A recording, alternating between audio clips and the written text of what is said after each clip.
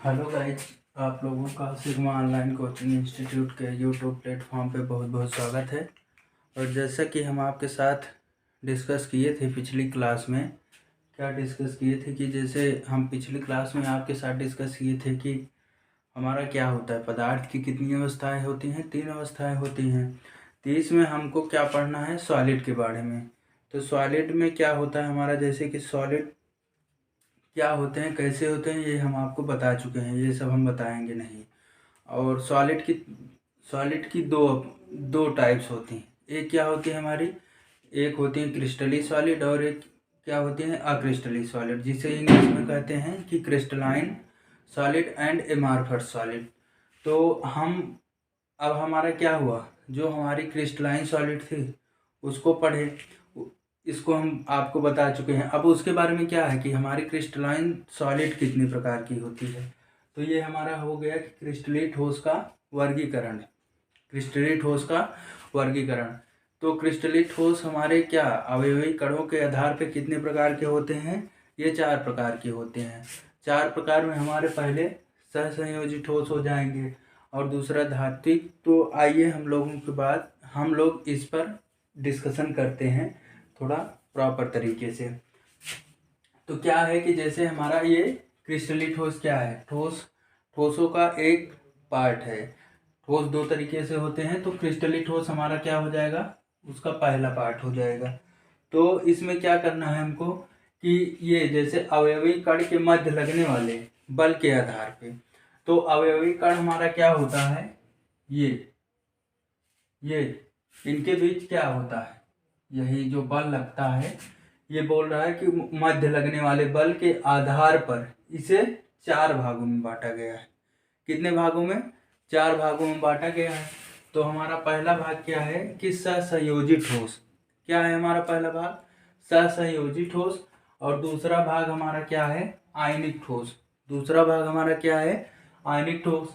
और तीसरा हमारा है धात्विक ठोस, ठीक। और चौथा आणविक ठोस है। तो आयनिक ठोस हमारे क्या होते हैं, सहसंयोजी ठोस हमारे क्या होते हैं। तो सहसंयोजी ठोस हमारे ये होते हैं कि जैसे इसमें बोला है कि अवयवी कण परमाणु होते हैं, जो हमारे अवयवी कण होते हैं वो परमाणु होते हैं, ठीक, एटम्स होते हैं। और ये क्या बताया इधर कि ये एक दूसरे से प्रबल सहसंयोजी आबंध द्वारा, एक दूसरे से प्रबल सहसंयोजी आबंध के द्वारा जुड़े होते हैं, ठीक। और क्या है कि एक दूसरे से प्रबल सहसंयोजी आबंध द्वारा जुड़े होंगे। और यह एक विशाल जाल का निर्माण, विशाल जाल का निर्माण कहने का आशय क्या है कि ये बहुत ज़्यादा, बहुत बड़े, ये ऐसे गोले के रूप में क्या करेंगे, ऐसे गोले के रूप में एक बहुत बड़ा विशाल जाल का बना लेंगे, ठीक। तो यही क्या कह रहे हैं कि बहुत बड़े विशाल जाल के रूप में निर्माण करते हैं, विशाल जाल का निर्माण करते हैं। और इनका गलनांक बहुत उच्च होता है। सॉलिड जो होते हैं ये हमारे सहसंयोजी ठोस, इनका गलनांक बहुत उच्च होगा। ये नॉर्मल टेम्परेचर पे कहने का आशय है कि नहीं गलित होंगे, ठीक। और इसलिए यह गलित अवस्था में विद्युत के रोधी होंगे। जब ये गलित की अवस्था में आ जाएंगे, जब इनका गलनांक तो बहुत उच्च होता है, लेकिन जब ये गलित अवस्था में आ जाएंगे तो ये विद्युत के रोधी होंगे, क्या कि कुचालक जिसे हम कह सकते हैं, ठीक। और अब क्या कहने का आशय, जैसे एग्जाम्पल हमारे हो गए। एग्जाम्पल इसमें क्या है कि आपका जैसे हीरा हो गया और ग्रेफाइट हो गया और सिलिकॉन कार्बन हो गया, ये SiC, और एल्युमिनियम नाइट्रोजन या और सिलिकॉन ऑक्सीजन। तो अब क्या है कि जैसे ग्रेफाइट विद्युत का सुचालक होता है, ठीक। ये हमारा क्या है, एक्सेप्शन है। गलित अवस्था में जब हो जाएगा ग्रेफाइट तो क्या होगा, विद्युत का रोधी भी हो जाएगा, ठीक। ऐसे नॉर्मल ग्रेफाइट हमारा विद्युत का सुचालक होते हैं। अब क्या है कि हमारा दूसरा क्या है कि दूसरा हमारा है आयनिक ठोस। आयनिक ठोस के बारे में हम पढ़ेंगे। अवयवी कण, इसमें जो अवयवी कण होते हैं हमारे क्या होते हैं, वही आयंस होते हैं। अवयवी कण क्या होते हैं, ये आयंस होंगे, क्या होंगे, आयंस। एंड आयनिक ठोस के संरचनात्मक इकाई में धनायन और ऋणायन होते हैं। अब इसकी जो संरचनात्मक इकाई आयनिक ठोस जो होते हैं उनकी जो स्ट्रक्चर होती है, ठीक, उनकी स्ट्रक्चर कैसे फॉर्म होती है, उनकी स्ट्रक्चर धनायन, पॉजिटिव एंड निगेटिव आयंस के द्वारा होती है। एंड दीज, और ये क्या होते हैं हमारे विद्युत संयोजी आबंध के द्वारा। क्या होते हैं ये भी हमारे किससे जुड़े रहेंगे, विद्युत संयोजी आबंध के द्वारा जुड़े होते हैं। और यह गलित अवस्था में विद्युत के चालक होते हैं। क्या होते हैं, यह गलित अवस्था में मतलब जब ये टेम्परेचर पे गल जाएंगे तो गलित अवस्था में विद्युत के क्या हो जाएंगे, चालक हो जाएंगे। तो और जबकि ठोस अवस्था में क्या होंगे, ठोस अवस्था में विद्युत के कुचालक होते हैं, ठीक। तो जैसे हमारा क्या हुआ, NaCl हो गया। NaCl क्या है कि Na+ और Cl-। जब इसमें क्या है कि ये हमारा जल का फॉर्म ले लेगा, NaCl में गलित अवस्था में आ जाएगा, तो इसमें करंट जब फ्लो कराएंगे तो इलेक्ट्रिसिटी फ्लो कर जाएगी, ठीक। और ये आयनिक ठोस कैसे हुए कि Na+ और Cl- मिलकर बने हैं, तो इसलिए ये हमारे क्या कहलाए, आयनिक ठोस। Zn+ और S- से मिलकर हमारा जिंक सल्फाइड बना है। और CaF2 कैल्शियम, ये CaF2 हो गया हमारा। तो जैसे क्या है कि इस पे F2 पे क्या है हमारा निगेटिव चार्ज है ना, तो ये हमारा हो गया। और क्या है Mg+O-।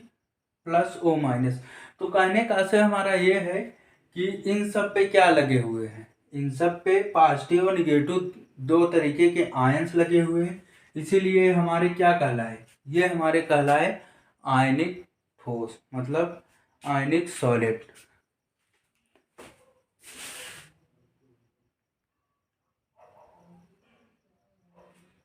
जैसे हम आपके साथ धात्विक आयनिक ठोस के बारे में डिस्कशन कर चुके हैं। अब हम अगला क्या पढ़ेंगे कि हम आगे पढ़ेंगे जो है धात्विक ठोस। हमारे धात्विक ठोस क्या होते हैं, मेटल सॉलिड, तो मेटलाइट सॉलिड। तो धात्विक ठोस परमाणु क्रमांक 80 के ऊपर वाले तत्व होते हैं। यहाँ पे आप ध्यान देने वाली बात होती है कि जैसे हमारे पीरियाडिक टेबल में जो परमाणु क्रमांक के 80 के ऊपर वाले एलिमेंट होते हैं, ठीक, वो होते हैं वो धात्विक ठोस कहलाते हैं, ठीक। और इसमें क्या है कि धात्विक ठोस बहुत धनायन एवं उनके संगलित इलेक्ट्रॉन का समूह होता है। तो धात्विक ठोस में क्या होता है कि जो धात्विक ठोस होते हैं वो क्या होते हैं कि बहुत धनायन, वेरी पॉजिटिव, एंड और क्या है उनके संगलित इलेक्ट्रॉन का समूह होता है, वही हमारा क्या होता है, धात्विक ठोस होता है, ठीक। और ये क्या होते हैं, ये जो होते हैं ये विद्युत या तथा उष्मा के क्या होते हैं, धात्विक ठोस विद्युत तथा उष्मा के हमारे ये क्या होते हैं, चालक होते हैं। और क्या है कि इसमें धात्विक चमक के पाई जाती है। क्या है कि इसमें क्या पाई जाती है, इसमें धात्विक चमक पाई जाती है। ये आघात्य वर्धनी होते हैं।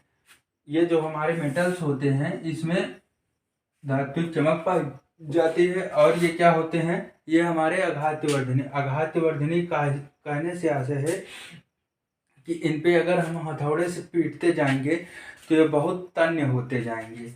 यही बोला है कि इसीलिए बहुत आघात वर्धनी होते हैं, ठीक। और आगे क्या है, आगे हमारा है कि इसका एग्जाम्पल जैसे हमारा Ag हो गया, ठीक। और क्या हो गया, सिल्वर और आयरन, कापर और सोना, Au। तो ये इसीलिए अब जैसे सोने 10 ग्राम सोना है, 10 ग्राम सोना है और इसमें चैन बनती है तो तान कर ही चैन बनाई जाती है ना, तन्यता। चैन बनने का प्रोसेस क्या ही कहलाता है, तन्यता कहलाती है। वही तन्य होते हैं कि ये सबसे ज़्यादा सोना तन्य होता है, ठीक। तो ये हमारे क्या हो गए, ये जैसे AgFeCuAu, ये हमारे क्या हो गए, ये धात्विक ठोस के अंतर्गत आएंगे। अब क्या है कि हमारा now the be comes to the last point, आणविक ठोस। व्हाट इज द आणविक ठोस? तो आणविक molecules solid.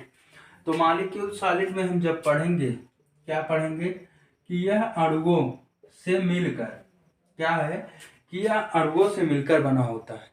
These are formed by the molecules, okay, and in the middle,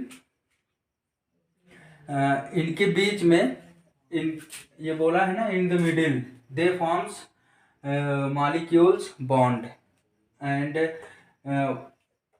ये क्या होते हैं, ये विद्युत के कुचालक होते हैं। ये और क्या होते हैं, विद्युत के कुचालक होते हैं। और उसमें क्या, विद्युत के कुचालक कहने से आशय ये है कि जो आणविक ठोस टाइप के पदार्थ होते हैं, आणविक ठोस टाइप के जो पदार्थ होते हैं, तो वो क्या होते हैं कि विद्युत के कुचालक होते हैं, उसमें इलेक्ट्रिक करंट नहीं फ्लो होगी, ठीक। और क्या है कि अब क्या है कि आणविक ठोस का हम वर्गीकरण करेंगे। तो जब वर्गीकरण करेंगे तो हम पाएंगे कि आणविक ठोस भी कितने तरीके से बटे हुए होते हैं। ये भी हमारे 3 तरीके से बटे हुए होते हैं। पहला क्या है, ध्रुवीय आणविक बंध, और दूसरा है अध्रुवीय आणविक बंध, और तीसरा एंड लास्ट क्या है कि हाइड्रोजन आबंधित आणविक ठोस।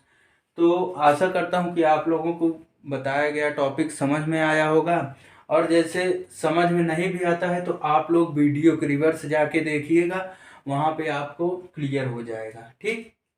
तो आगे हम कल की क्लास में हम क्या स्टडी करेंगे उसके बारे में थोड़ा सा हम जान लेते हैं। तो कल हम आपको बताएंगे आणविक ठोस के जितने 3 टाइप्स हैं, इन सब के बारे में हम स्टडी करेंगे। तो आशा करता हूँ कि आज की क्लास आपको पसंद आई होगी, और शेयर, लाइक और सब्सक्राइब करने का प्रयास आप लोग करेंगे। और इसी के साथ धन्यवाद।